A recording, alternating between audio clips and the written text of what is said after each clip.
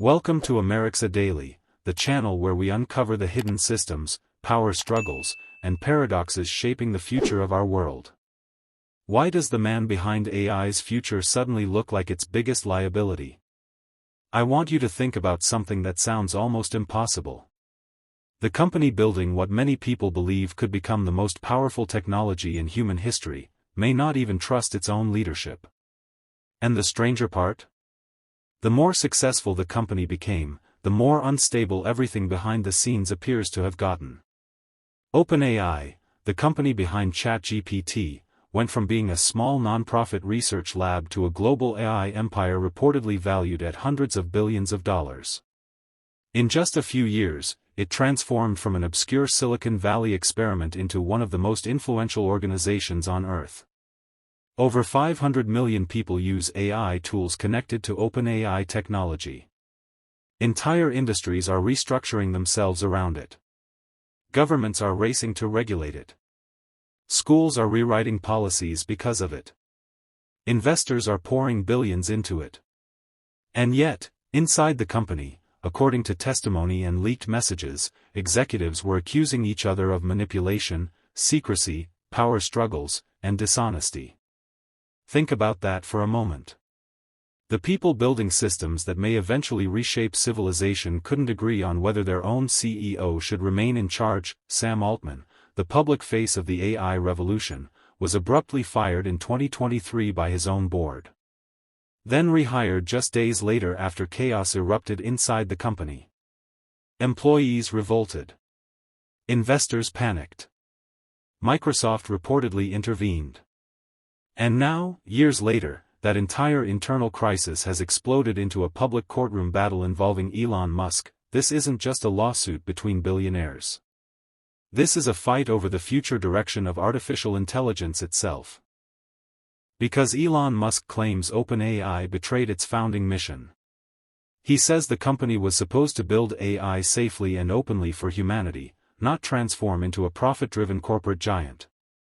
And here's the paradox that nobody can ignore anymore. The company promising to safely guide humanity into the AI future now stands accused of losing control of its own principles in pursuit of power, money, and dominance. So how does a company created to protect humanity end up at the center of one of the most chaotic leadership crises in tech history? Well, the obvious answer seems simple. But the deeper you look, the stranger this story becomes. 2. At first glance, the explanation feels easy. People hear this story and immediately think, oh, this is just greed. A classic Silicon Valley story. A nonprofit starts with idealistic goals, then money floods in, investors arrive, power grows, and eventually the mission changes. Simple. And to be fair, that explanation isn't completely wrong. OpenAI did begin as a non-profit organization. Elon Musk helped fund it in the early days. The original public messaging focused heavily on transparency, safety, and preventing AI from becoming controlled by a handful of corporations. But today? OpenAI operates very differently. Massive partnerships. Massive investments. Massive commercial products. Billions in projected revenue. So naturally people say, case closed. The company sold out. Except, here's where the simple explanation starts breaking apart. Because if this were only about money, the people inside OpenAI would probably be unified. Instead, the testimony paints something far more chaotic. Former board members describe deep concerns about leadership behavior. Former allies turned into adversaries. Co-founders accusing each other of betrayal.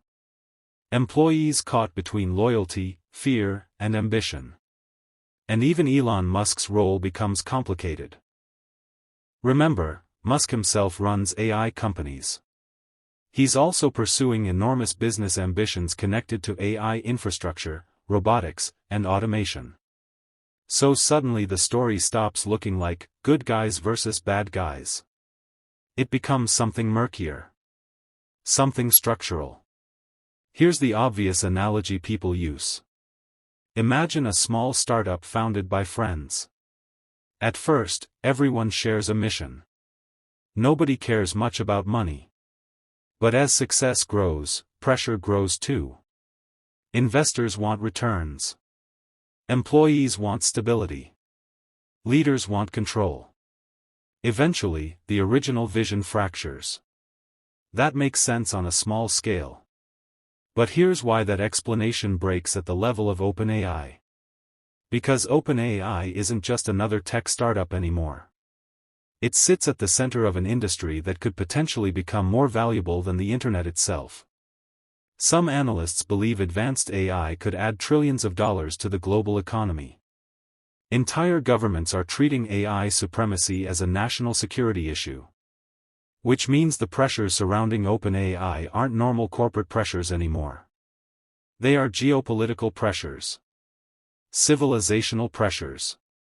And that changes everything. Because once technology reaches this scale, the people involved stop behaving like ordinary executives. They start behaving like political factions fighting over the future itself. And that's where this story becomes genuinely unsettling. 3. Layer by layer reveal. Layer 1, the mission that couldn't survive success. Let's start with the first layer. OpenAI's original mission sounds almost utopian today. The idea was simple: build artificial general intelligence, AGI, in a way that benefits all of humanity. Not governments. Not corporations. Not billionaires. Humanity. That sounds noble. Maybe even necessary. But here's where it gets fascinating. The very act of building advanced AI requires extraordinary amounts of money, computing power, and infrastructure. Training modern AI systems costs staggering sums. We're talking about supercomputer-scale operations involving thousands of specialized chips, gigantic data centers, and enormous energy consumption. Some estimates suggest future frontier AI systems could require investments in the tens, or even hundreds, of billions of dollars. So here's the twist. The mission that aimed to protect humanity from concentrated technological power ended up requiring concentrated technological power to survive. Think about that contradiction carefully. To remain independent, OpenAI needed resources. To get resources, it needed investors. To attract investors, it needed profits.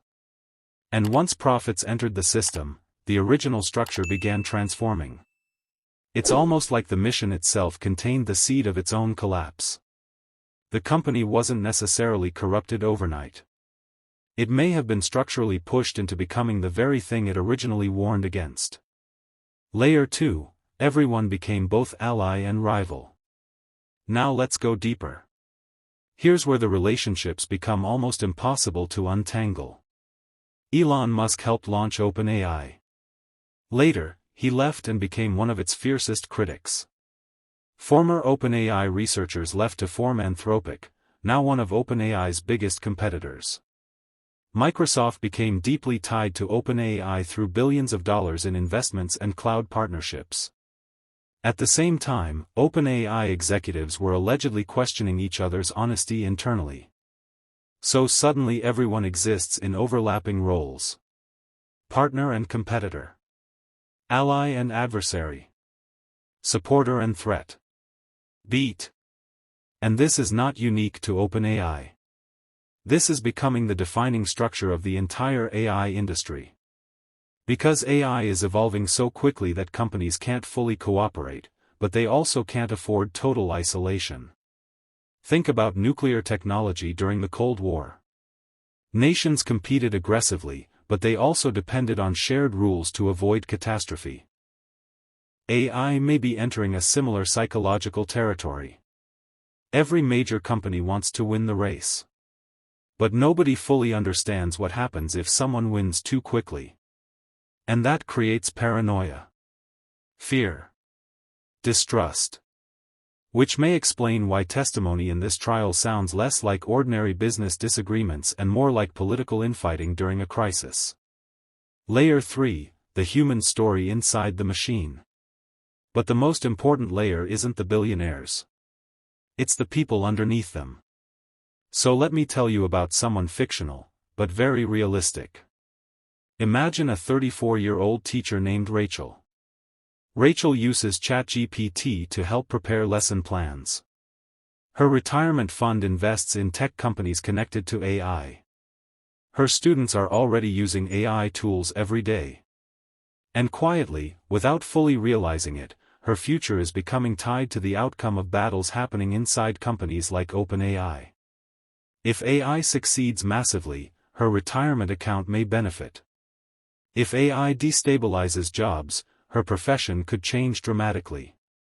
If AI becomes concentrated in too few hands, her society may become more unequal. If AI development slows because of lawsuits and infighting, entire industries could stall. Here's the strange part. Rachel has no seat in these boardrooms. No influence over these lawsuits. No control over the direction of AGI. And yet, her life is directly connected to the decisions being made there. Beat. That's the hidden reality of modern technology power. A tiny group of executives, engineers, and investors now influence systems that ripple across billions of ordinary lives. And the public only sees fragments of it when crises erupt into headlines. That's why this trial matters far beyond Elon Musk or Sam Altman. Because the testimony is giving the world a rare glimpse into how fragile the leadership structures behind advanced AI may actually be, not all-powerful. Not perfectly rational. Not unified. Fragile. Human. Messy. And maybe that's the most unsettling realization of all. 4. The Mind Shift Conclusion, 3 minutes. So let's pull all of this together. At the beginning, the paradox sounded simple. How can the company building humanity's future appear so internally unstable? But now we can see the deeper answer. The instability may not be a glitch in the system. It may be the natural consequence of trying to control something this powerful. Beat. Because AI is not just another product. It's not a phone app. Not a social media platform. Not even just a business sector. AI is becoming infrastructure for reality itself. Education. Medicine. Military systems. Finance. Media. Science. Governments. Everything is beginning to connect to it. And once a technology reaches that level, the people controlling it stop acting like normal executives. The stakes become too large. That's why this trial feels so strange to watch. On the surface, it looks like a messy fight between tech billionaires. But underneath it is a much bigger question. Can humanity safely manage technologies powerful enough to reshape civilization, when the humans managing them are still driven by ambition, fear, ego, competition, and distrust? Here's where it gets fascinating. For years, people imagined artificial intelligence as the dangerous unknown variable. The machine. The algorithm. The superintelligence. But this trial flips the entire perspective upside down. Maybe the most unpredictable part of the AI revolution isn't the technology itself. Maybe it's the people building it. Beat. And once you see that, the entire story changes.